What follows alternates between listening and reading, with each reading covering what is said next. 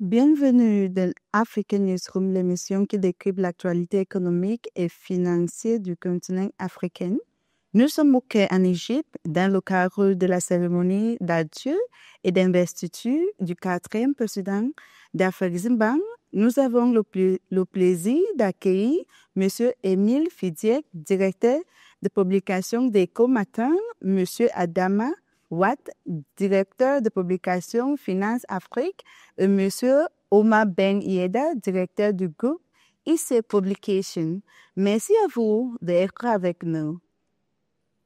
Notre thème, la passation de la présidence Afreximbank après le départ de Bénédicte Orama, place à Georges Elombi. Quel héritage, quel enjeu pour l'Afrique? Commençons par Afreximbank, mais bienvenue d'abord sur Africa 24. Merci. Est-ce que je pourrais vous dire quelque chose, Sarah? Oui. Parce que vous avez dit adieu. Et en fait, je pense que ce sera qu'un au revoir, en fait. Avec Afreximbank, ils respectent leurs anciens présidents. Et donc, on revoit à chaque fois, à chaque assemblée annuelle, on revoit les anciens présidents. Donc, je pense que c'est pas vraiment un adieu, c'est un au revoir pour professeur Orama. Mais allez-y, continuez. D'accord. Au revoir au président Orama. On va toujours le voir, en fait. Il est toujours là avec nous. Bon, commençons par Afreximbank. Quel rôle jouait Afreximbank dans le développement de l'Afrique? Donc, je vous pose ces questions. Qui vous souhaite commencer? Oui, vous savez que Afreximbank est une banque que je dirais africaine par son actionnariat qui est majoritairement africain avec des actionnaires de catégorie A représentés par les pays et aussi des institutions donc de catégorie B. Et ça lui donne une certaine souplesse, une certaine sensibilité par rapport à l'Afrique. Et l'histoire récente l'a montré. Et il y a eu des pays qui ne pouvaient plus sortir sur le marché international, comme le Zimbabwe, comme le Soudan du Sud. Et là, c'est Afreximbank qui est venu dans ces pays, qui a prêté de l'argent, qui a assisté le gouvernement, qui était en stress budgétaire. Donc, je dis que c'est une banque africaine puisqu'elle prend le risque africain, elle le prend en charge, elle arrive à le disséquer, elle arrive à l'interpréter et elle arrive à trouver les produits qu'il faut pour accompagner ces pays et ces institutions.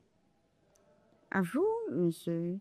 Quel rôle? Bon, en fait, c'est marrant parce qu'en fait, c'est une banque, comme on dit, c'est la banque africaine import-export, donc qui est là pour le commerce. Mais quand on écoute les discours de ces différents dirigeants, que ce soit professeur Orama ou que ce soit certains directeurs généraux du groupe, on entend des mots comme dignité, souveraineté. Donc en fait, c'est une banque qui est là pour soutenir le continent africain et en fait redonner la dignité aux peuples et aux Africains en eux-mêmes. Et en fait, avoir une souveraineté économique, c'est pas donné. Le marché a été créé, on va dire, d'une telle sorte que les pays émergents ou qui va bénéficier en fait les pays développés qui ont créé ce système, cette architecture globale financière. Donc en fait, pour redonner la souveraineté aux pays africains et à nos systèmes financiers, c'est un des objectifs de la banque et du professeur Orama et sur ce qu'il a travaillé.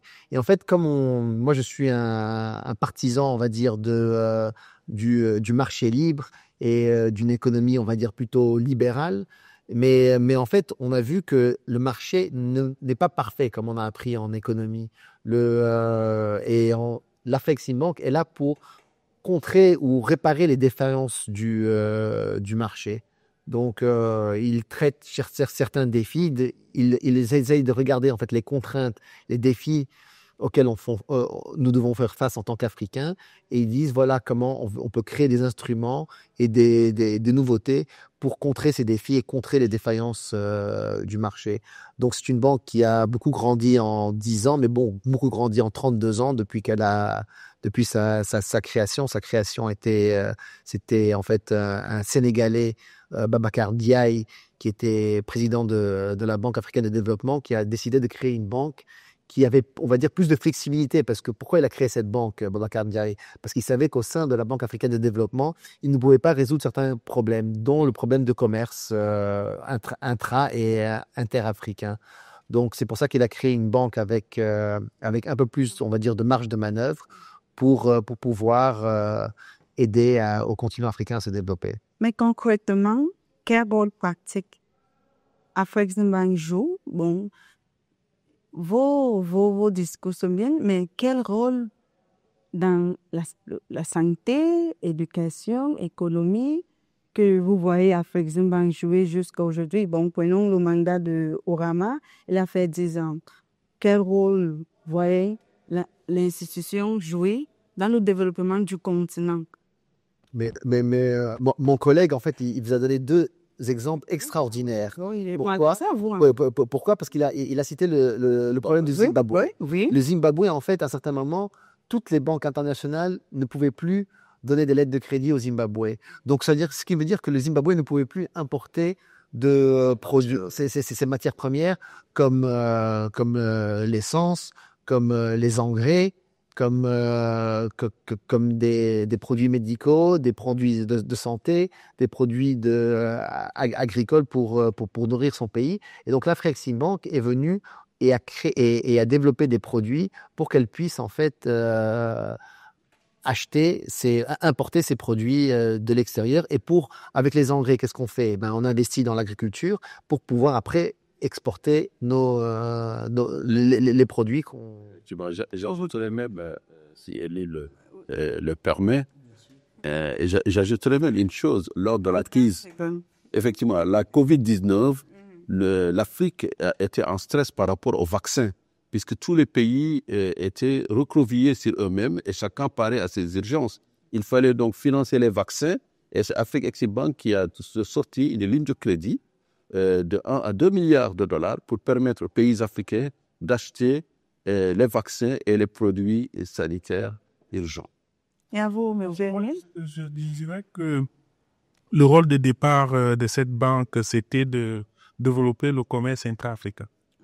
Et je pense que dans ce sens, il y a eu beaucoup de progrès. Il y a aujourd'hui des initiatives qui sont prises pour faciliter ces échanges entre les pays africains. Vous connaissez le problème du commerce, du développement du commerce africain, c'est les barrières. Les barrières financières, les barrières douanières et autres. Je pense que le rôle d'Afrexim a été très, très important et continue de l'être.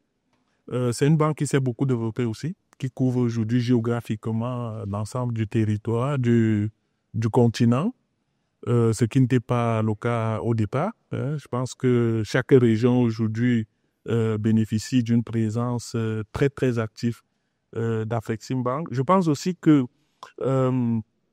au-delà, il y a aussi cette volonté d'accompagner le secteur privé.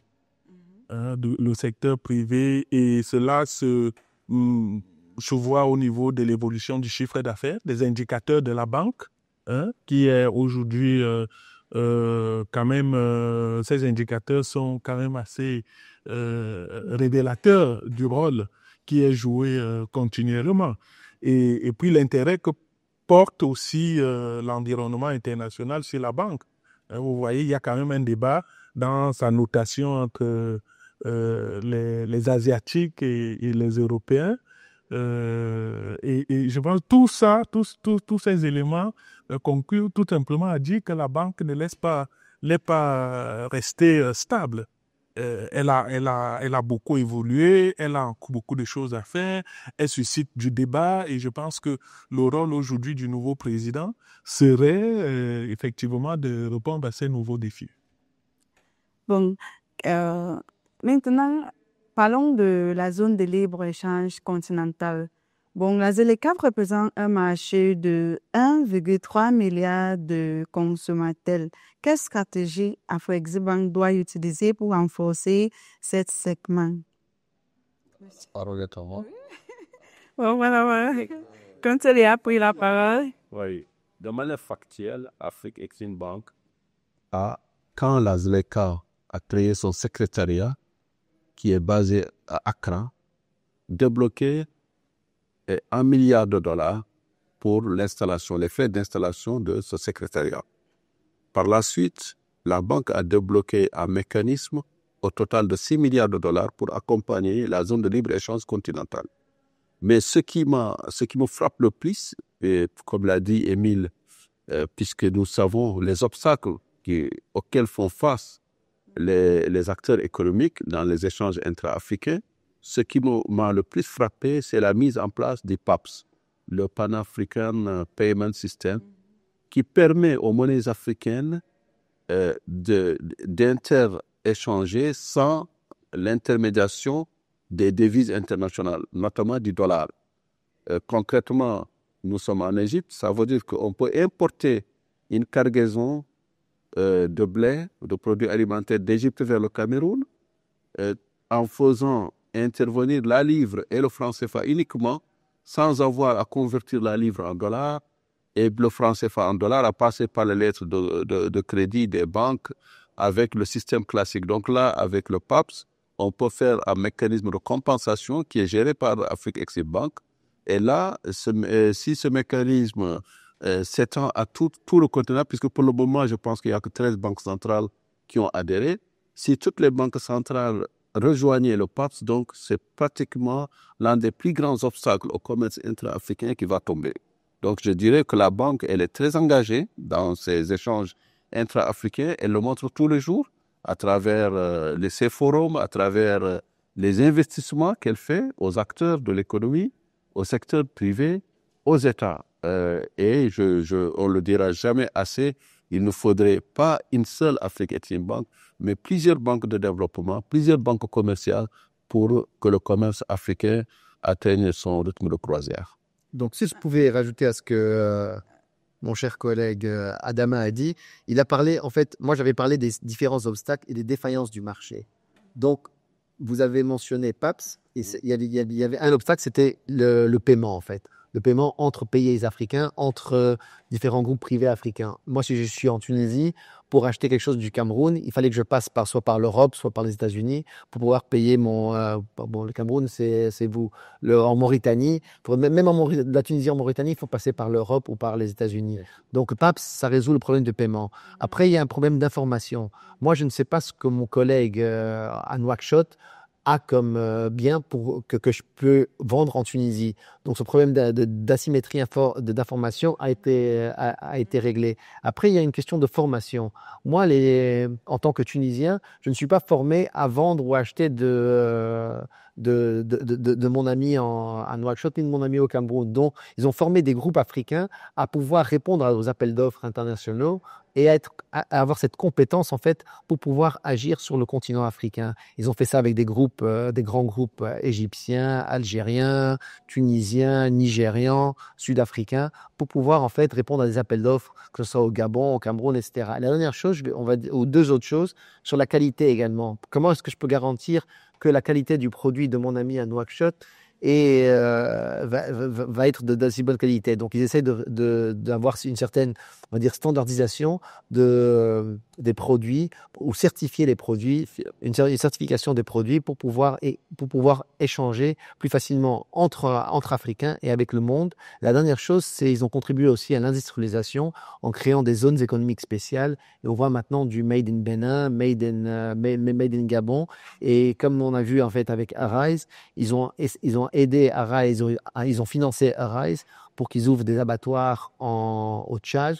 Et maintenant, en fait, le Tchad arrive à vendre sa viande rouge aux Camerounais, aux Gabonais et dans d'autres pays africains. Mais vous le savez, l'infrastructure est un défi majeur de la ZLECAf. Bon, comment Afrexim Bank peut aider à améliorer ces challenges? À vous? Allez-y. Disons que l'infrastructure, c'est d'abord du domaine de la Banque africaine de développement, qui elle a mission de développer et de lutter contre la pauvreté. Et Afrexim, c'est à la base le commerce intra-africain et le secteur privé. Vous me direz, oui, le secteur privé, il fonctionne avec des intrants en économie qui sont les routes, les ponts qui relient les pays et autres. Et je pense que là aussi, il y a des défis. Il y a des défis qui sont qui attendent le nouveau président pour pouvoir interconnecter, comme disait mon collègue tout à l'heure, pouvoir permettre, par exemple, aujourd'hui, à un Tunisien de livrer sur le marché camerounais sans avoir trop d'obstacles ou alors trop de casse. Et c'est des défis qui sont aujourd'hui posés sur la table. Et je pense que il y a un environnement, pas seulement financier, qui est en étude, mais aussi intellectuel. Le cadre comme celui dans lequel nous sommes aujourd'hui, le forum, comme celui dans lequel nous sommes aujourd'hui, permet effectivement que tous les pays africains puissent se retrouver, les grands acteurs, pour pouvoir débattre des questions liées à l'intégration des pays, cette intégration qui passe donc par les infrastructures. D'accord. Bon, à vous, monsieur, comment... Je suis tout à fait d'accord avec ce que mon collègue a dit. L'Afreximbank n'a pas une baguette magique. Ceci dit, elle essaye d'analyser et de voir quels sont les obstacles que nous devons affronter et surmonter pour pouvoir en fait avoir plus de commerce entre Africains et redonner la dignité aux Africains. Donc, je vais pas en dire qu'elle est limitée, mais les défis sont tellement grands qu'elle ne va pas faire ça tout seul. Et donc, on aura besoin de la Banque africaine de développement, de l'Africa Finance Corporation, des banques commerciales, des PPP, etc., pour surmonter les différents défis qu'on a sur les infrastructures. Mais par contre, on peut commencer par voir des zones industrielles, par créer des nouveaux corridors, et c'est ce qu'ils ont fait dans plusieurs pays. Quelle est la prochaine étape d'Afreximbank comptez-vous franchir pour stimuler le financement du commerce intra-africain? Ouais, pour stimuler le financement du commerce intra-africain, il faudrait que Afreximbank accélère sa cadence dans le financement de ce commerce. Cela passe par les lignes de crédit qui sont mises à la disposition des banques commerciales locales, parce que la philosophie est claire. Afreximbank ne peut pas être partout. Elle ne peut pas avoir une lecture du risque très fine, pays par pays. Donc, elle passe par des intermédiaires qui sont importants, qui sont les banques commerciales. D'ailleurs, je salue cet engagement à soutenir ces banques commerciales, puisque c'est l'un des problèmes fondamentaux de l'Afrique, c'est justement la rareté des devises. Le fait que Afreximbank intervienne dans ce domaine permet un petit peu de désengorger, de faciliter le commerce entre l'Afrique et le reste du monde. Deuxièmement, par rapport aux infrastructures, Afreximbank participe au financement des infrastructures import-export, mais à condition qu'elle ait des projets bancables, des projets qui sont vraiment éprouvés par des études, etc. Donc, ça, c'est important. Et troisièmement, sur cette décennie, on a vu une accélération en termes de volume de décaissement. On était quand même à moins de 6 milliards de bilan quand le président Orama a pris les rênes en 2015. Et aujourd'hui, autant que mes souvenirs puissent me le faire dire, je pense que nous avons dépassé quand même 40 milliards de dollars. Donc, 42 milliards, donc c'est quand même extraordinaire en termes de boom. Maintenant, il y a des enjeux liés à cela. Vous avez évoqué les agences de notation, le modèle économique, sa solidité, comment donc la banque va faire face aux pays, à certains pays qui sont en situation de difficultés financières ou d'endettement et qui sont dans le portefeuille de la banque. Donc, je dirais que ce sont là de grands enjeux. Et les enjeux, juste les enjeux, en fait, un des problèmes, c'est quand on grandit, on crée beaucoup de jaloux. Donc, les jaloux, pas nécessairement des jaloux africains, mais on crée beaucoup de jaloux, même en dehors d'Afrique. Ils commencent à dire, voilà, ils deviennent un peu trop grands pour leur... Ouais. Ils sortent de ces gants. Dans un peu d'autre... Non, mais c'est vraiment... Ce que mes collègues disent est vraiment intéressant dans le sens où on a parlé tout à l'heure des agences de notation. Bon, c'est vrai qu'il y a des jaloux, mais il y a aussi la question fondamentale de la rentabilité des crédits, des remboursements. Afrexim, effectivement, a été ces derniers temps confronté à quelques dossiers litigieux qui ont poussé ces agences à pouvoir abaisser sa note Et je pense que c'est un des défis aujourd'hui du nouveau président, hein, de revoir un peu les critères d'octroi et puis de remboursement. Je pense que là, en interne, il y a beaucoup de défis. Il y a beaucoup de défis par rapport, on va dire, l'environnement dans lequel la banque évolue. On ne peut pas passer aujourd'hui, balayer d'un revers de main une notation financière d'une agence comme Moody's ou Standard & Poor's. Parlons de nos frères dans les Caraïbes. La coopération avec les Caraïbes, notamment après la conférence Afrique-Caraïbes de 2022, a ouvert de nouvelles perspectives. Quels leviers faut-il renforcer pour intensifier les flux commerciaux, culturels entre les deux régions? Et vous avez vu Afreximbank a beaucoup travaillé pour renforcer ces lignes-là. Oui, non, pas toi, tu prends toujours là.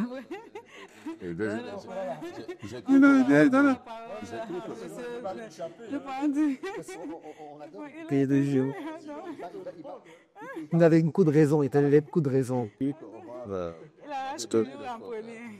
Mais je pense qu'on était ensemble lors des assemblées qui sont tenues aux Bahamas, où on a lancé un petit peu ce concept de Global Africa entre l'Afrique et sa diaspora, entre donc la ZLECA comme marché et le CARICOM comme le marché des Caraïbes. L'idée, c'était de renforcer les liens commerciaux, économiques, capitalistiques entre ces deux zones. Mais je dirais que pour le moment, c'est une bonne idée, c'est une bonne orientation, mais on attend encore de voir au peu plus clair parce que c'est quand même trop vaste. Déjà, en Afrique, on n'arrive pas aujourd'hui à fédérer, à créer un marché unique. Donc, pour aller vers les Caraïbes, il faudrait avoir des champions africains très puissants, très forts, capables donc de répondre aux défis de la mondialisation, aux défis d'exportation en dehors du continent. Voilà. Mais ils sont aussi les Africains comme nous. Bon, je pense que on ne peut pas vivre sans nos diasporas. Et ils forment aussi une partie de la diaspora africaine. Bon, je te donne la parole. Donc en fait, quand l'Afreximbank a commencé on va dire ce fiançailles ou ce mariage avec les diasporas et surtout avec les Caraïbes, en fait, je n'y croyais pas trop. Donc je me suis dit, qu'est-ce que c'est? Pas quels sont les enjeux, mais quel est l'objectif à long terme. Mais maintenant, en fait, je vois que les liens commencent à se tisser.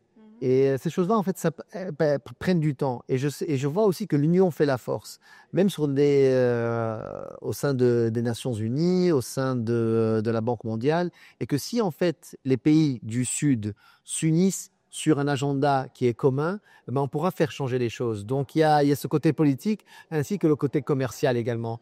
Sur le côté commercial, en fait, on a vu quand même des groupes africains qui commencent maintenant à s'implanter dans les Caraïbes. On a même vu en fait une banque africaine, l'Access Bank, qui devait racheter les actifs d'une banque canadienne qui était implantée dans les Caraïbes.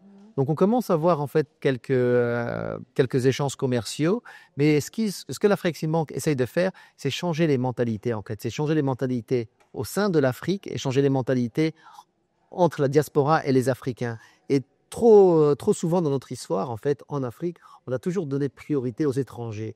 Les étrangers, quand je parle des étrangers, je parle des Français, des Anglais. On pense toujours que les groupes étrangers sont meilleurs que nos groupes à nous. On a toujours donné plus d'avantages aux étrangers qu'à nous-mêmes, qu'à nous-mêmes aux Africains.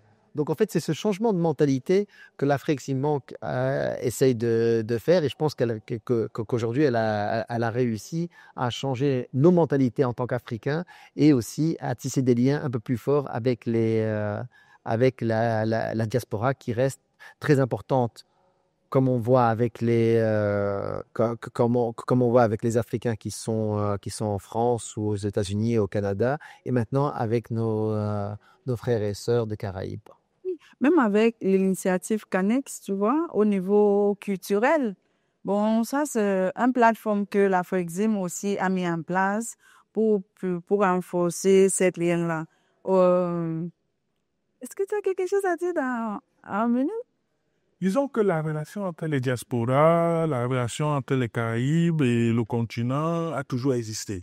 C'est une relation qui est intense, il y a toujours eu une volonté de développer, d'aider, d'accompagner ceux qui sont restés sur le continent.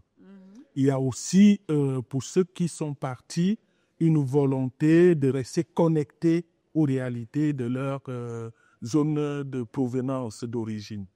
Et je pense que le rôle d'une banque là-dessus, c'est de pouvoir convertir cette dynamique, cette recherche d'identité en lien économique, en lien financier. Et il y a donc ces initiatives dont mes collègues ont parlé tout à l'heure, qui sont, comme il dit bien, moi aussi je ne croyais pas au début quand il y a eu cette initiative de reconnecter le continent, enfin, du jeu que Afrexim aurait pu jouer entre l'Afrique et ses diasporas. Moi, je n'y croyais pas. Mais par la suite, quand on a vu les initiatives, les réflexions qui ont été menées, on s'est dit, oui, il y a des choses qui peuvent être mises sur la table. Maintenant, il reste encore beaucoup à faire pour convertir, pour traduire cette intervention en puissance financière et au bénéfice du continent. Il y a encore beaucoup d'initiatives à prendre dans ce sens. Bon, pour la première partie de nos émissions, on a vu le rôle que Afrexim Bank joue pour le développement de l'Afrique. On a pu aborder ce sujet. Maintenant, passons sur le mandat de professeur Bénédicte Oramah à la tête d'Afrexim Bank. Sur son leadership, quelques avances majeures ont été réalisées. Bon, à vous, Monsieur Adama. On a... Non, mais pas ici. C'est mieux, c'est... Tu vois, vous êtes deux, il est là, bon, c'est lui. On aura ça pour elle. Écoutez, moi je dirais qu'Oramah, c'est un pire produit de la maison Afrique Exim Bank, puisqu'il l'a intégré en 1994, soit une année seulement après la naissance, le lancement de cette banque. Donc c'est un pire produit interne qui a gravi tous les échelons, depuis en tant qu'analyste financier au départ, jusqu'à devenir le président de cette banque en 2015. Sur les 10 ans, il a donné une tendance très nette parce que la banque a changé de philosophie. Quand il est arrivé, c'était une banque d'import-export. Et dès 2016, ils ont décidé de transformer radicalement la banque en une banque de développement, tout court. Ils sont sortis donc de la spécialisation banque commerciale pour être une banque de développement. Et là, c'est un petit peu la marque de fabrique de Bénédicte Oramah. 10 ans après, on l'a dit tout à l'heure, les chiffres, le bilan, il a carrément explosé. Voilà. Donc, nous avons aujourd'hui une véritable banque de développement avec ses défis, avec son bilan, ses process. Donc, sur le mandat, ce qu'il faut retenir au-delà des épisodes Covid, des épisodes Zleka, c'est vraiment une banque au service de l'Afrique. Voilà. En fait, la liste est longue, comme tu le dis, mais dites-nous 3 réussites majeures de son mandat. OK. D'abord, je dirais, Covid 2019, le financement des vaccins, sinon on ne serait pas là. Deuxièmement, l'appui à la Zleka, c'est la seule institution financière qui l'a faite. Et troisièmement, le financement du secteur privé. Je prends l'exemple, en seul cas, Dangote, la raffinerie Dangote, qui est un petit peu la plus grande raffinerie aujourd'hui que nous avons en Afrique et qui a vu le jour grâce au financement d'Afrique Exim Bank. À vous, 3 réussites majeures de mandat du professeur Bénédicte Oramah. Donc en tout, 3 plus 3 plus 3, ça va être 9 en tout. Ce qui est tarant. On ne peut même pas aborder la liste. Tout à fait. Je vais vous dire plusieurs choses déjà.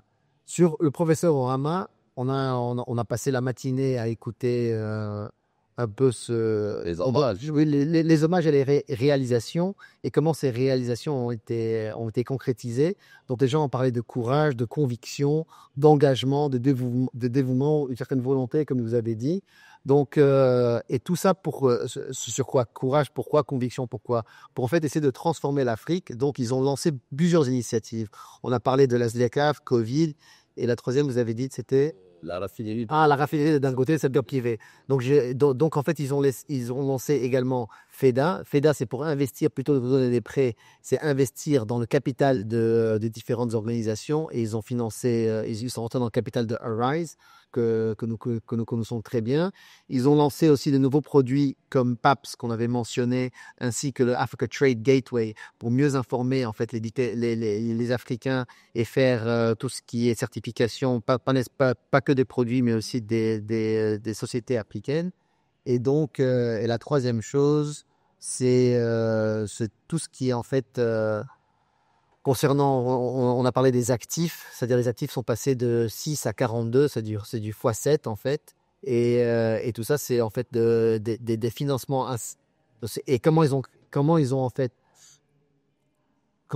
ils ont augmenté leurs actifs, c'est en augmentant leur capital. Comment ils ont augmenté leur capital? C'est ils ont créé de nouveaux produits et des garanties sur ce qu'on appelle le callable capital en anglais, c'est-à-dire le capital qui n'est pas au sein de le calab, Ouais. ou le calab, capital salab, ainsi qu'en fait aussi ils ont créé un nouveau mécanisme qui est le mécanisme des banques centrales, où les banques centrales peuvent mettre leurs réserves au sein de la Bank au lieu de les mettre dans les réserves françaises, européennes, américaines. Donc ça aussi, ça leur a donné en fait du momentum pour pouvoir après augmenter leurs actifs. Donc ça, c'est vraiment... Monsieur Rémy. Ça va être le même, c'est la consolidation des indicateurs de la banque et la croissance de ces indicateurs.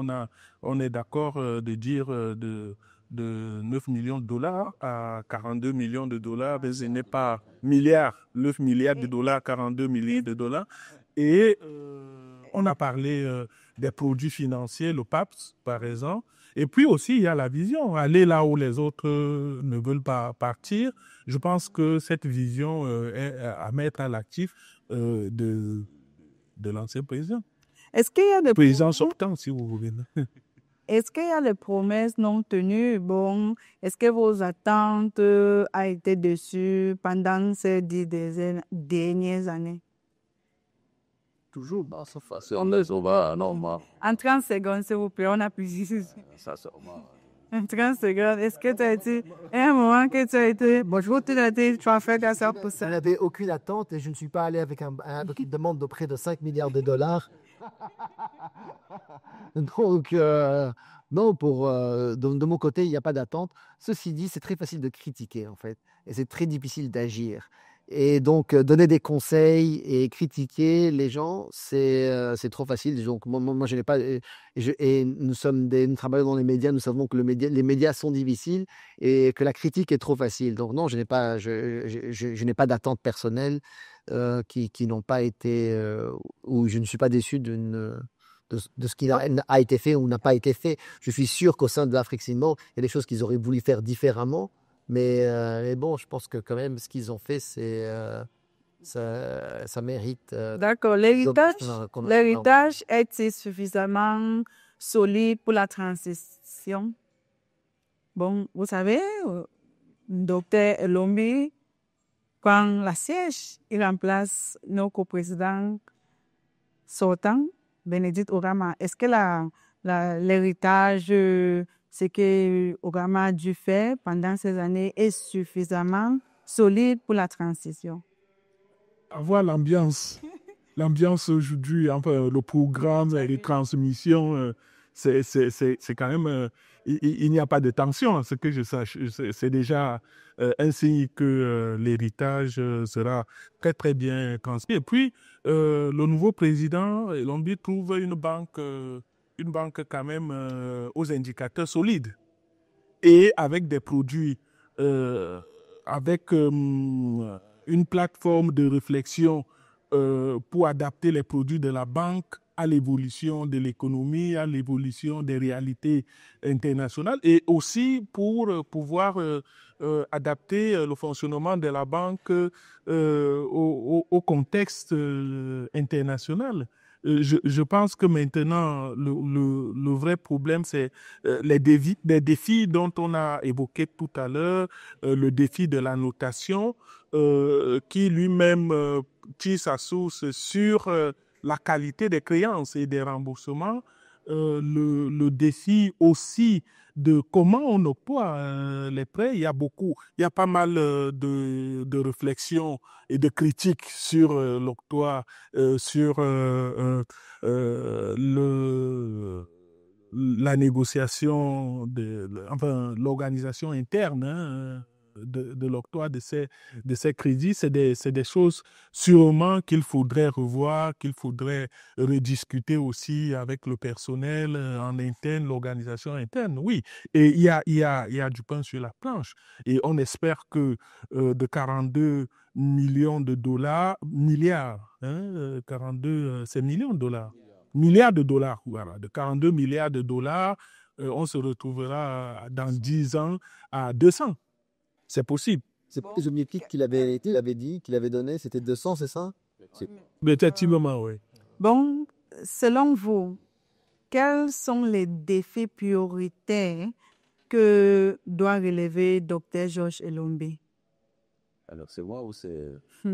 Enfin, Alors, écoutez, moi je dirais, Georges Elombe est arrivé à la banque en 1996. C'est un juriste qui remplace un financier. Il va faire face à des défis importants. Le premier défi, c'est la conformité. Bon, parce que c'est un défi mondial.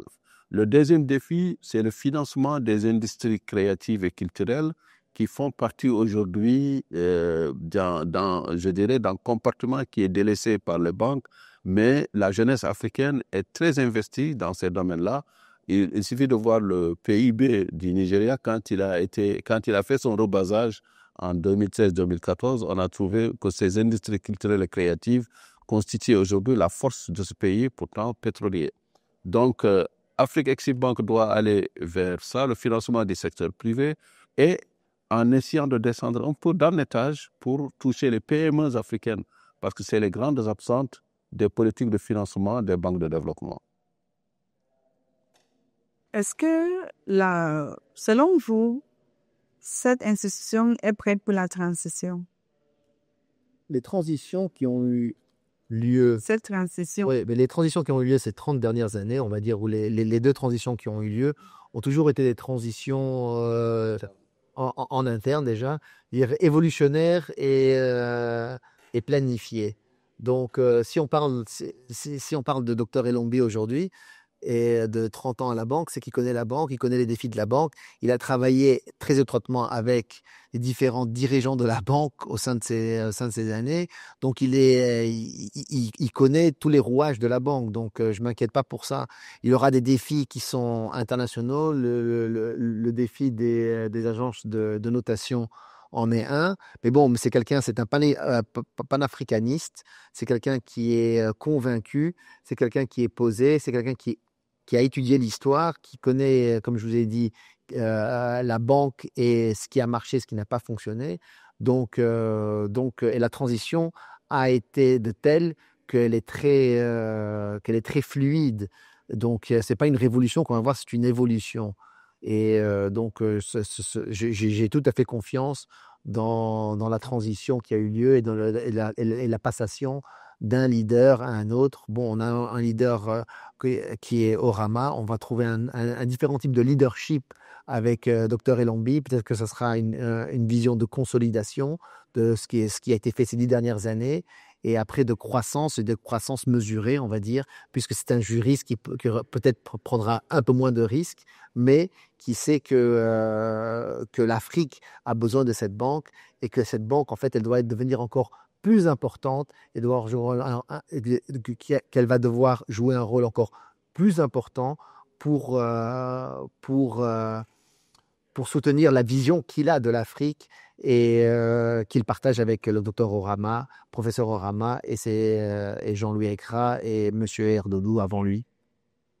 D'accord. Monsieur Émile, pour conclure avec toi, est-ce que c'est, en 30 secondes, est-ce que cette institution est prête pour la transition? Je suis sûr qu'elle est prête. Il a parlé des anciennes transitions, donc on est dans une culture de transition avec des process bien établis, avec un personnel très sensibilisé à cet effet, avec les organes de la banque, les organes de fonctionnement qui sont solides. La transition est en train de se faire plutôt normalement, comme on voit le contexte ici, l'environnement, l'ambiance qui règne ici au Caire en ce moment, je pense que ça se passe. Merci beaucoup. À vous, chers téléspectateurs, merci pour votre attention. L'actualité continue sur Africa 24.